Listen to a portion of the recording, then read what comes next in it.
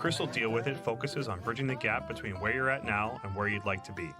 We'll explore wisdom and techniques from a wide variety of domains and industries and apply them to your unique challenges.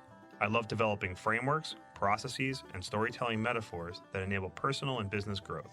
Through actionable next steps, we'll build momentum and confidence. My goal is to help you clear roadblocks, do more with what you have, and realize the potential of yourself and your team. So throw your challenges my way, and Chris will deal with it.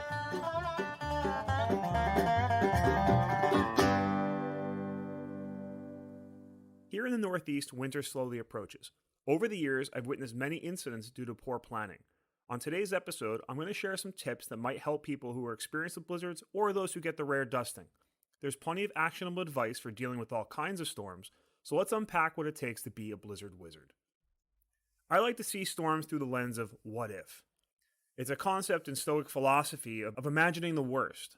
In the words of Seneca, misfortune weighs most heavily on those who expect nothing but good fortune.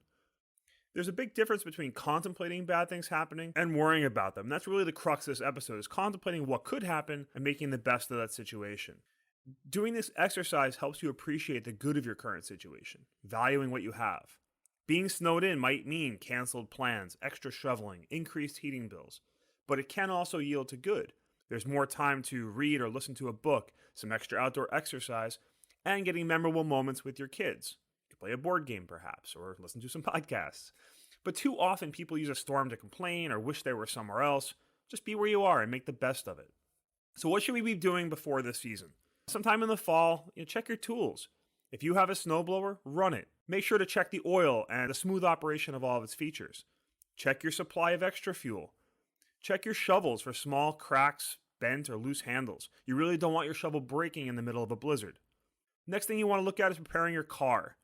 Do you need to swap out your tires for all weather or snow tires? Certain states and provinces actually require you to have snow tires in the winter. Make sure to keep a shovel, ice scraper, and extra gloves in the car. You can put a bag of kitty litter in the trunk, and that's going to help you with traction if you get stuck. You can spread it out on the ice. And for lighter cars, the extra weight can give you a tiny bit of extra traction. I also got 2 great car tips from my buddy Chad from Texas. People in warmer climates often drive rear-wheel drive vehicles, and those tend to tailspin when they lose traction.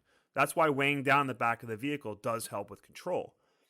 People who don't live in climates prone to freezing often use water in their windshield wiper fluid tanks, and that can freeze and bust your tank. What should you be doing before the storm? It's okay to ask your neighbors for help. If you're sick, injured, lacking food or proper tools, neighbors are always going to share. They will help you. But if you don't know your neighbors, you should be getting on that now. Introduce yourself, exchange numbers, get to know them and their unique situations. A new neighbor that's about to have a baby in the middle of winter, knowing that they may need that extra set of hands, knowing they can rely on me if they have a problem.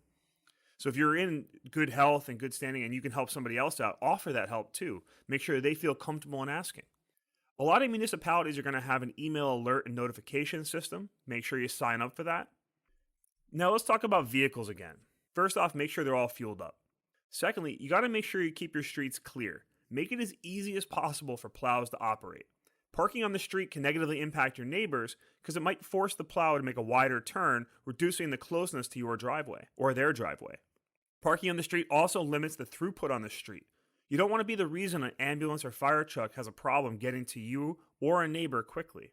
You can also install vertical markers or reflectors at each corner of your driveway. This also helps the plows. You can get these for a few bucks at most home improvement stores. Check the emergency supplies in your car. Extra clothes, blankets, hats and gloves, food, water, some road flares, and a first aid kit. Go food shopping before this storm. Ensure you have enough shelf-stable foods that can survive a prolonged power outage. Likewise, you want to avoid getting too many items that need refrigeration in case you lose power. If you're a household that eats out a lot or relies heavily on meal kit deliveries or on services like Uber Eats, Grubhub, or DoorDash, remember, you're likely to see disruption in those services. Ensure you have enough staples to survive the week, and you should probably be sure you know how to cook a few staples, including some that don't require anything that uses electricity. Also, you want to have a plan to stay warm if the power goes out. Blankets, fireplaces. The real warning here, never, ever, ever use an oven to heat any space in your home. It's insanely dangerous for so many reasons. It's a good idea to check your home for any drafts. Blocking those off are going to help keep some of the heat in your home. If someone in your home requires regular medication or personal care items, stock up if you can. You also want to stock up on large bags of salt well before the winter, when it's sometimes out of stock. It's a lot more cost effective to buy the larger bulk bags, keep it in your garage or your basement, and then you can refill a small spreading container from there. And if you have pets, be sure to get pet safe salt if they have to go take a tinkle outside, because regular salt can burn their paws. Talking about salting, don't salt before the storm. You're likely going to create a wet layer underneath the snow, which can then either freeze into ice, creating a slipping risk, or just make it hard to shovel. The best case scenario, when you do go to shovel, you might be shoveling away salty snow at the bottom, which can hurt the areas where it's thrown when it melts. Lastly, pre-plan your emergency escape. Park your cars nose facing the road. Also, pre-plan your emergency escape. Park your cars nose facing the road. You want to park near the entrance to your driveway, but not right at the front. There is a risk of a plow or a car skidding and striking your car. But also, if that plow pushes some snow into the front of your driveway, you don't want them burying the front of your vehicle. It just makes it that much harder to clear. What do you do during the storm? So always be aware of the situation outside. You want to have this ready-to-act mindset at all times.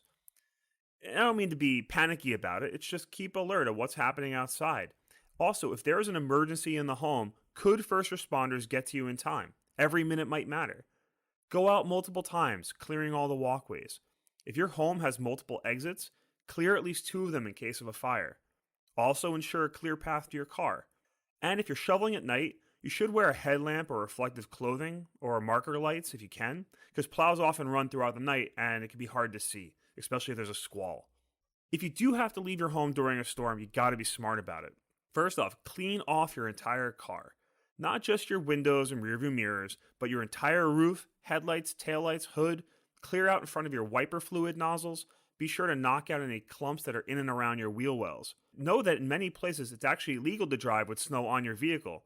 It can hurt not only your visibility, snow dust coming off the hood of your car for example, but also those driving around you. I've had entire sheets of icy snow fly off the top of a vehicle, land on my windshield. Please don't be that person, it's insanely dangerous. Also, just go slow. Speed increases the risk and severity of skidding, fishtailing, etc. If you do live near a main street, you want to watch for opportunities to head out right after a salt truck is passed. And remember that driving is all about maintaining high friction with the road, keeping as much space between your car and other vehicles as possible, because your stopping distance is going to be much longer than usual. So be wary at stop signs and traffic lights. And traffic lights are rarely going to adjust their timing for weather, so you'll need more time to stop safely. It's best to slow down as you approach them, even if they're green. I'd like to close by quoting Viktor Frankl from his book Man's Search for Meaning. If we take man as he really is, we make him worse. But if we overestimate him, if we seem to be idealists and are overrating man, and looking at him that high, here above, you know what happens? We promote him to what he really can be. All right, hope everyone goes out and is a blizzard wizard this winter season. If you feel that Chris dealt with it, I'd appreciate your support of the show by sharing it with someone who might benefit. Ratings on your favorite podcast player are also helpful in growing the audience. Visit chriskreuter.com for free downloadable PDFs with notes and resources from today's episode, sign up for the CDWI mailing list, or to send in your problems or requests for future shows. That's CHRISKREUTER.com, or use the link in the show notes. Thanks for listening to Chris Will Deal With It.